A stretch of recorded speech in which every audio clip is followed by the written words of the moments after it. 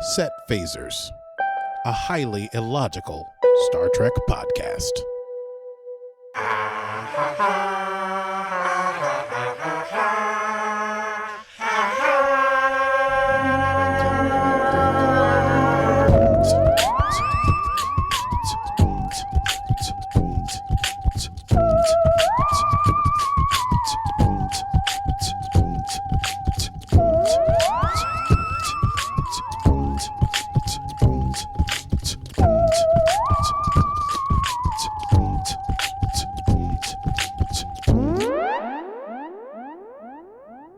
Well, hello, Archibald. Well, hello, Stevie. How goes it? Goeth well, my friend. How are you? It goeth well with me as well. Klingon Maktajash, you know what I'm saying? I do. Yeah. Someone asked me over the weekend if I spoke fluent Klingon, and I said, no, I don't. But did you know you could learn Klingon on the app Duolingo? Yes. And some of us may have had to dip into it to learn how to pronounce a particular word from today's episode. Is that so? Yes. I wasn't sure on the second word of the title of the game they play. But anyway, let's introduce the show. Welcome to Set Phasers, a highly illogical Star Trek podcast where we talk about Star Trek illogically. And it's a podcast. Today's stardate is stardate 33295.9. And we're talking about Lower Decks, Season 3, Episode 2, The Least Dangerous Game. This was a wonderful episode 2, where things getting back to normal and so on and so forth. But we should do our preamble. So hey, review us on Apple Podcasts if you Apple. I almost said Apple like Apple. Review us on Apple. I think I would love to hear you do our whole preamble in Klingon. Klingon. Yeah, I would love to. Maybe one day I'll. I do have a few saved bookmarks of Klingon translators. I could literally translate to Klingon, but probably wouldn't sound very. Oh, I just meant in a voice. You don't need to do it in voice Klingon. Of Martok, sort of. Sure. Well, review us on Apple Podcasts. Stevie, talk about Patreon. Yes, Mr. Klingon. Yes, sir. So we do have a Patreon, and it would be wonderful for you to join us there. We have live streams that you can view us live. I suppose that is in the title. You can join us for Zoom conversations and hangs. You can join us for movie and show watch parties. We have lots of fun. So please do join us at patreon.com/setphasers. Yes. Also, our episodes are on YouTube somewhere. Kapla.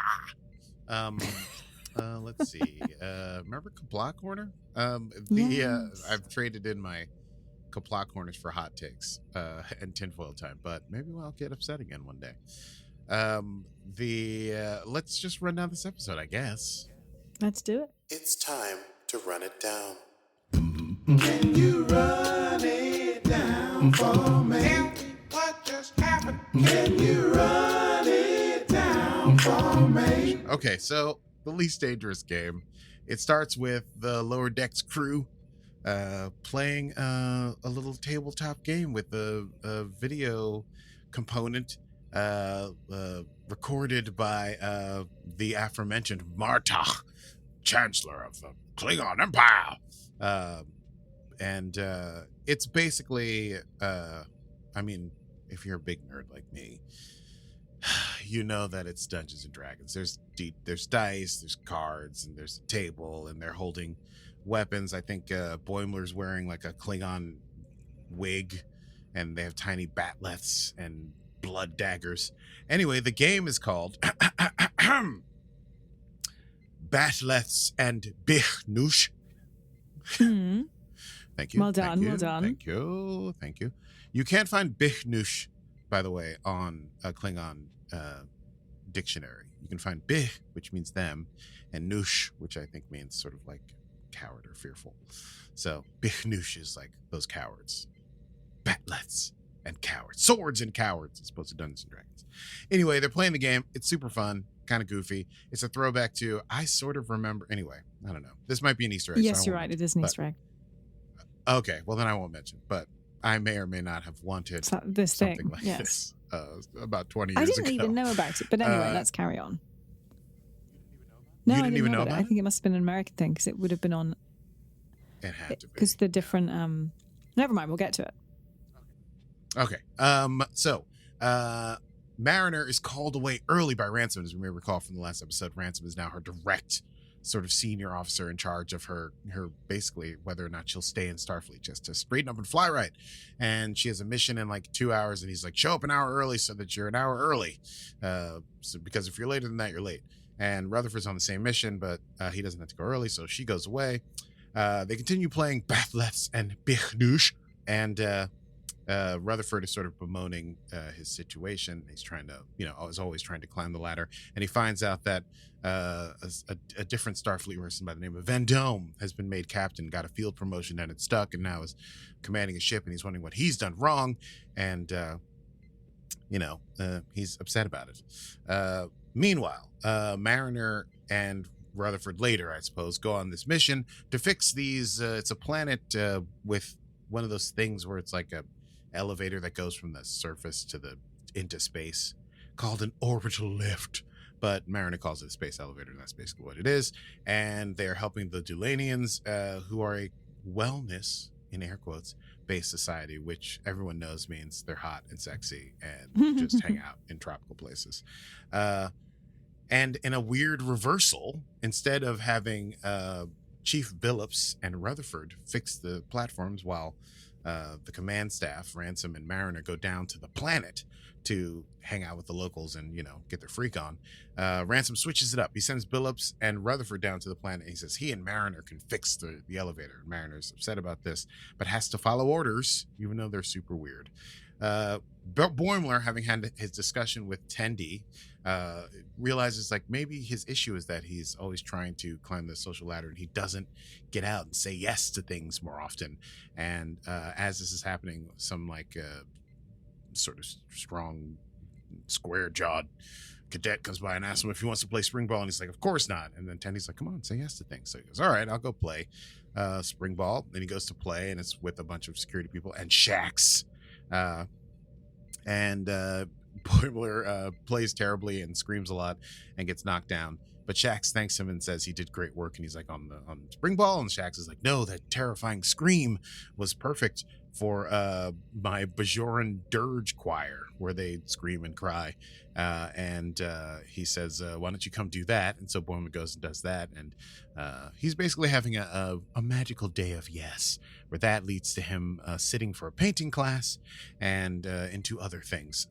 Mariner, still working, is upset, and Billups and Rutherford are having a great time on the planet with the Dulanians, I think is what I said.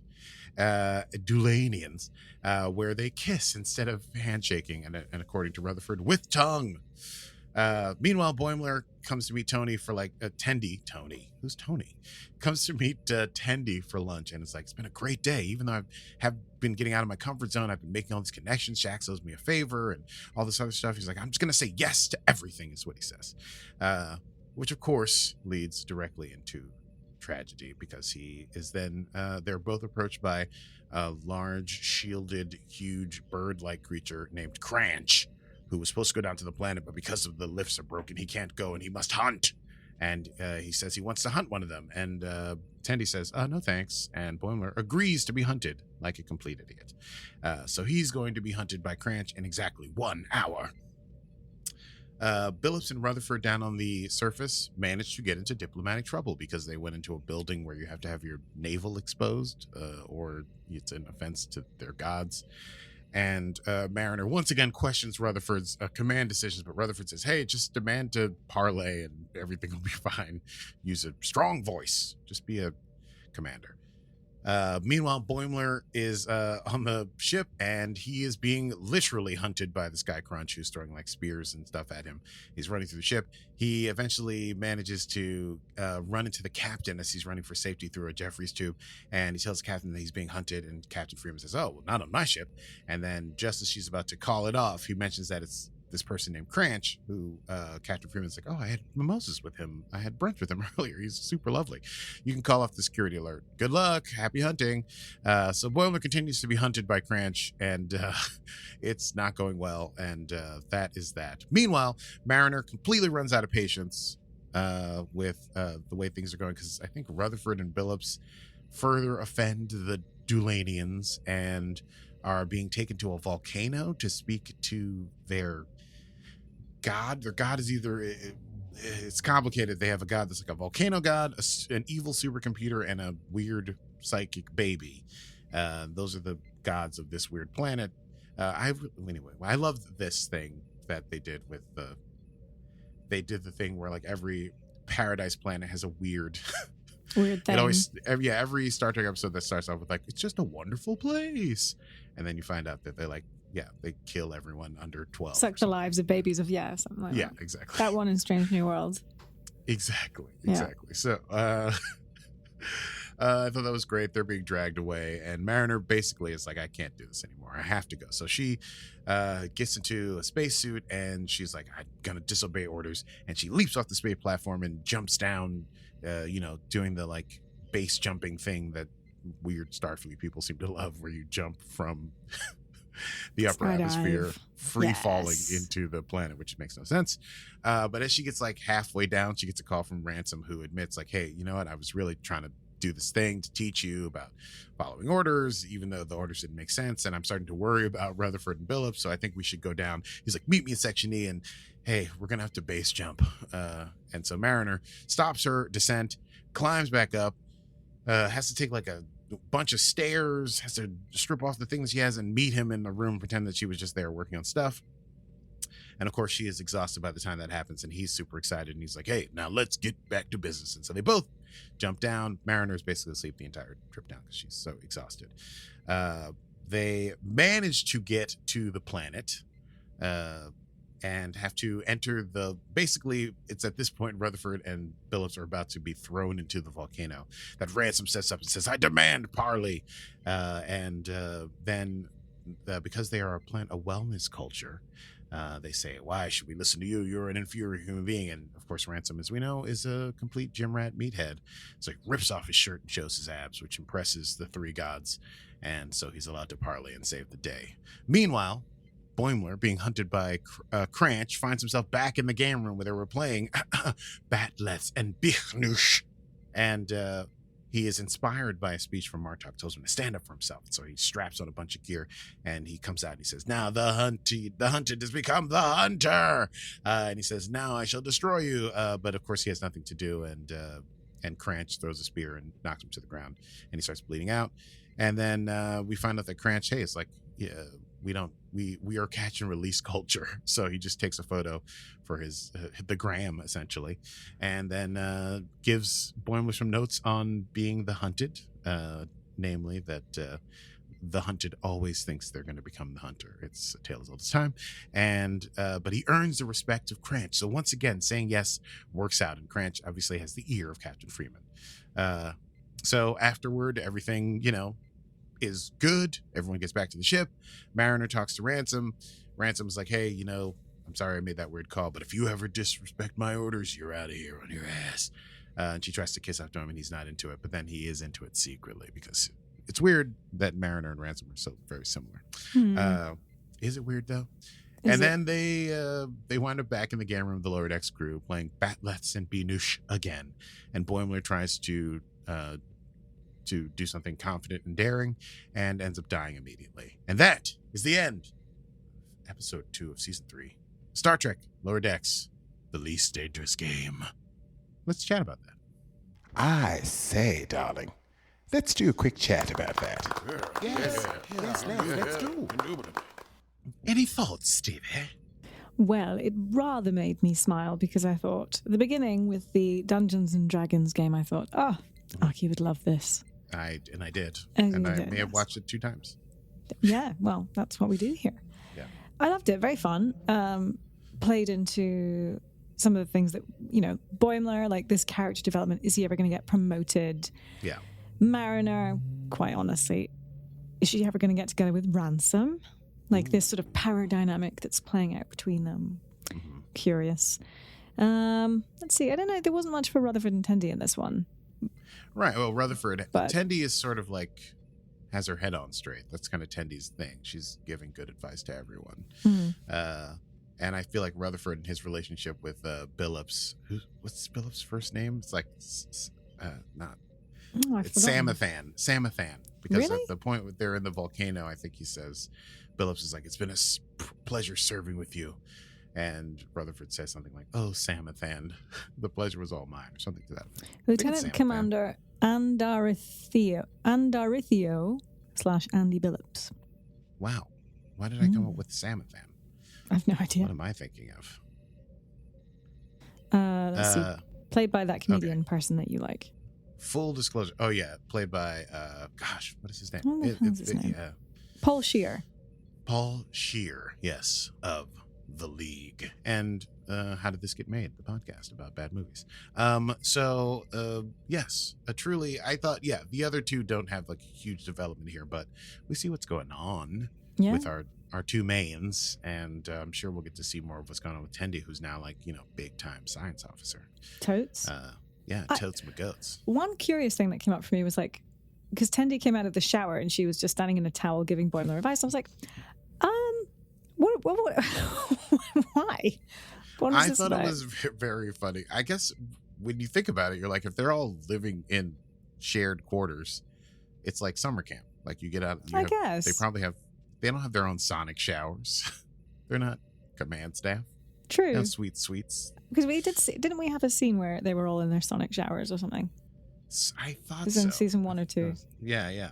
That's been a while, but yes, that was very strange. It just made for a very funny. It was very like sitcom-y for her to be like out of the shower and like giving Boimler advice while he's like looking at his pet, like, I don't know what I'm gonna do to get promoted. And she's like, you got to say yes to things, Boimler.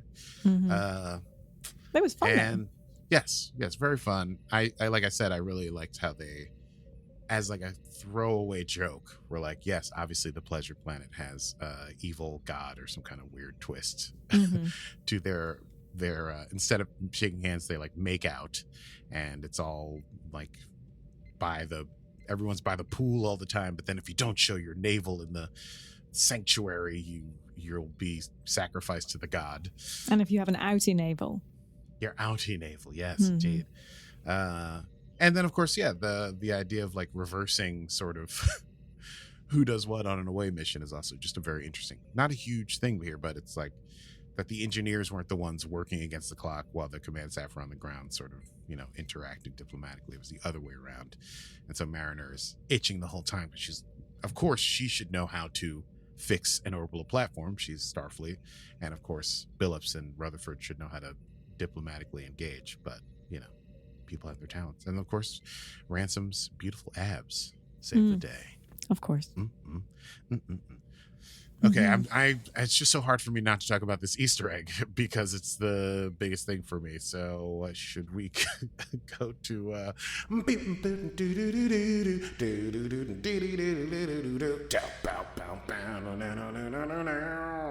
Oh, hello everyone, and welcome to the what do we call my thing? I don't know. The main set phasers desk.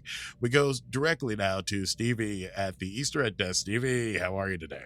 Well, hi there, Augie. How you doing? Happy to be here. Happy to be here as always. And the forecast here on the set of Lower Decks looks wonderful. What a great day we're having down here. You're doing forecasts now. That's Yeah. I don't know. Last week it was traffic. This week it's weather forecast. Yeah. Okay. Great. You're in front of a green screen. I see. Did you listen, by the way, last week? I added some helicopter sounds. It was rather fun. No, I didn't hear that part. I just kind of listened to make sure it was all cool. I'll go and listen to Oh, your- yeah. Listen. I had some fun. It's great. You know me and sound design. It's all good fun. Yes, indeed. Yes, indeed. Anyway, so Easter eggs.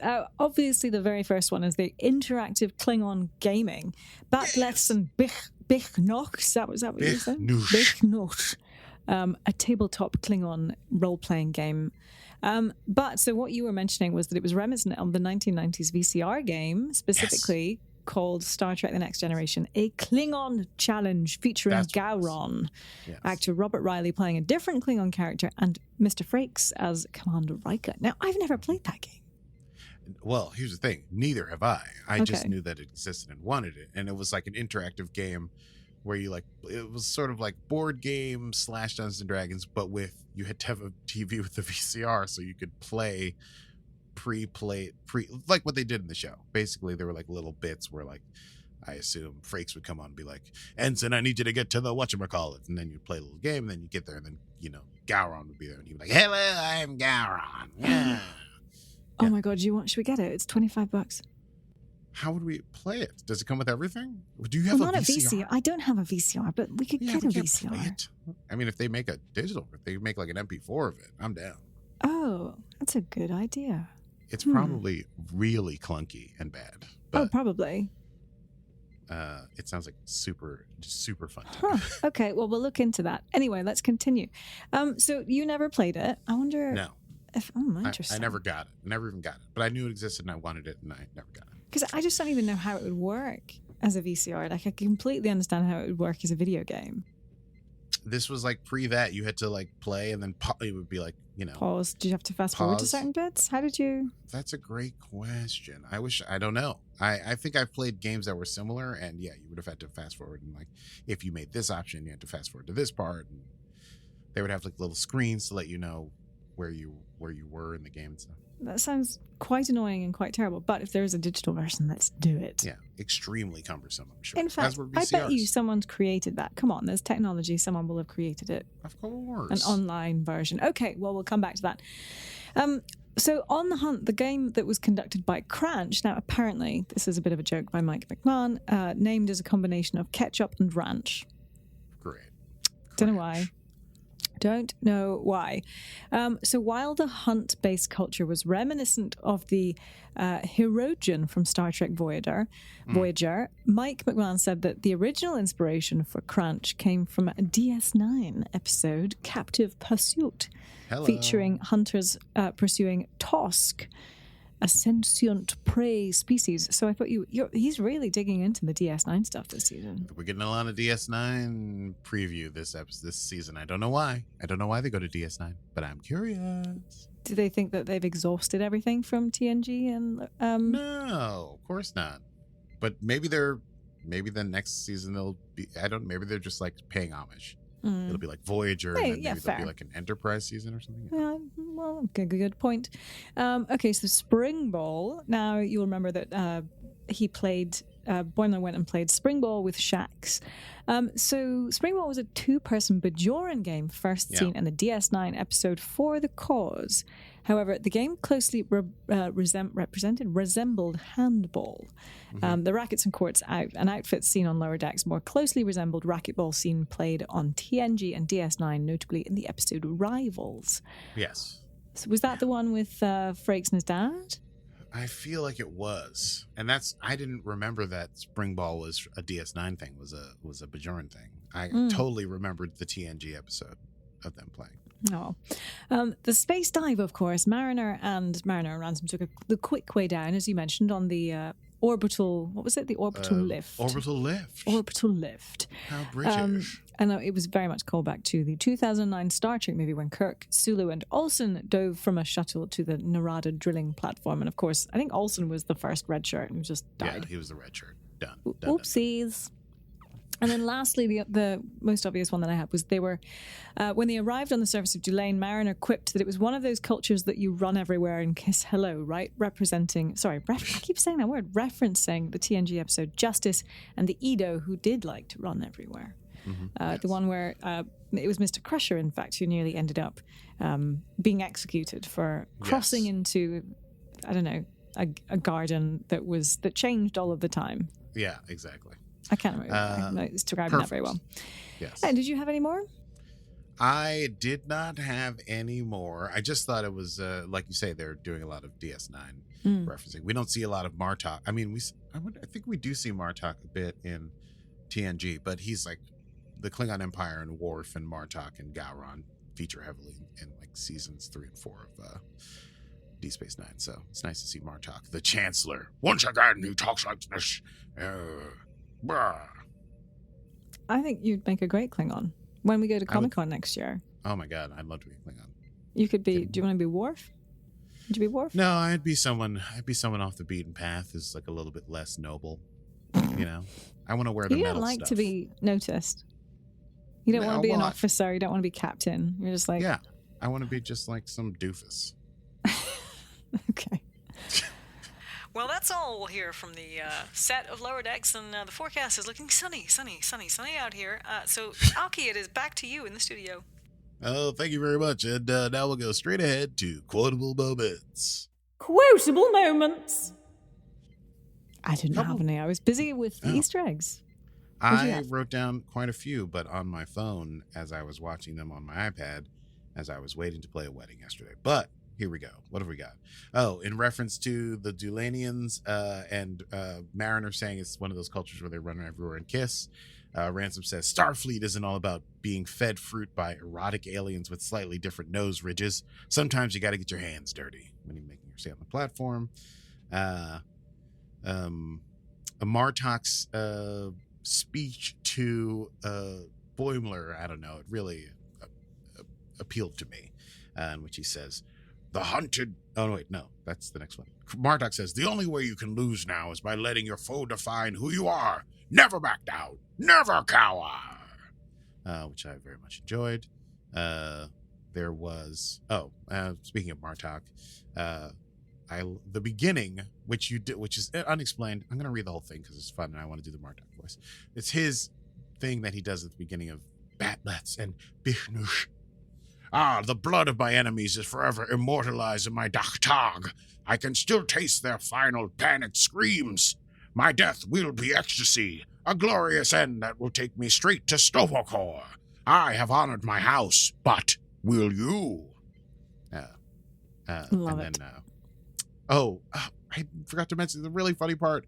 Right there, it's kind of a throwaway thing, is that he then says, how many Klingon warriors will honor their Toduj? And then Tendi says 4, and he says, I heard 4, which is just a funny reference to telecommunications right now. Mm-hmm. Yeah. Was there another one? I guess I liked the Cranch bit with Boimler where he gives him notes, and he says, when you decide to switch it up and become the hunter, you can't just announce it and stand there. You got to stick and move. So, anyway. God. So I don't put them in a thing anymore. I just bold them in my stupid rundown.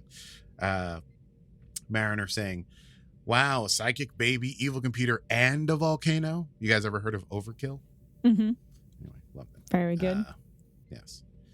And the very end is just funny because Boimler, he's feeling himself because he's done so much great stuff. And he says, I confidently enter the bar and demand blood wine. And then the computer Martok says, the bartender rips off your arm and kills you with it. It is not an honorable death since technically you died by your own hand. Oh. And those are the quotable moments I think I wrote down. Huh. Oh, Something I don't about have lava tubes. Oh, yeah. I don't have any Trek news. Let's see. No Trek news? Well, because... let's go to next time and talk about what's happening in 3 days. Oh, yes. I've forgotten where my button is. Hang on a minute. Next time on Set Phasers. Yeah, next time on Set Phasers, we'll be talking about episode 3 of season 3, 3. But also in the interim, we shall have to contend with the fact that September 8th is Star Trek something day. What do they call it? Star Trek Day? Yes, Star Trek Day, September 8th, coming up on Thursday. I've blocked off my entire afternoon. I'm like, no meetings, I'm busy. I wish I could. I'm going to be on a train for the first part of it, but I will hopefully catch the second part of it. But I'm assuming we'll get some news about some things. Yes. Particularly, I saw that Discovery is going to have a season 4 ship tour with the Doc. And then Sonequa Martin Green will be a special guest, and also maybe another special guest I haven't announced yet. So we always get lots of fun things on Star Trek Day. Yeah, it should be. They plan it well because you get Star Trek Day and then you get First Contact Day. Yes. Roughly 6 months apart. 2 things a day. Exactly. Yeah, so they can do the First Contact, and then Star Trek Day is usually more of the like, here's some trailers for next year kind of thing, which will be great. So probably we'll see a Discovery trailer, Strange New Worlds trailer, and maybe a Picard trailer. I think the Picard crew is going to be in full effect on Star Trek Day. Do you think? Oh, here's the thing. Do you think we might get a movie clip? Because I mean, they are nowhere near it, but I think they might just do a really short teaser because they've confirmed it's going ahead now. They'll be like 2024. Pretty much, yeah. Who knows? So we'll see. Anyway, big day coming up, September 8th, and then we'll have tons of Star Trek news in the episode following, I assume. But anyway, listen, hey, if you enjoyed the episode, please find us wherever you get your podcasts. We put out every new episodes as often as we can on Mondays. Today is Monday, and it's all my fault, and I'm exhausted. But we put out new episodes, and we've covered every new franchise of Star Trek from Discovery right on down to Strange New Worlds. So we've got tons of back episodes that you can check out. Awesome. Well, and don't forget to follow us on the old Instagram. We are at Set Phasers and at Set Phasers Podcast on Facebook and Instagram, respectively. And of course, please follow us wherever you choose to. Basically, come and join us on Patreon was the next thing. Patreon.com/Set Phasers. Yes, indeed. And you already mentioned the socials, so I have nothing to say. Whoopsies. It's all right. Well, and today I'm going to see Wrath of Khan. That's today. It's today. How dare you rub that in my face? Gone. Well, until next time, I'm Stevie Mans. From hell's heart, I stab at thee to the last breath, or something like that. Anyway, enjoy. You want to sign off, Aki? That you got to do the thing, and then I do the thing. Well, I said till next time, I'm Stevie Mans. Oh, and so then I'll say I missed that because I was so excited about it. Yeah. And I'm a winged lizard type creature, and that doesn't really apply to you. And this has been Set Phasers, a highly illogical Star Trek podcast. Computer. End program.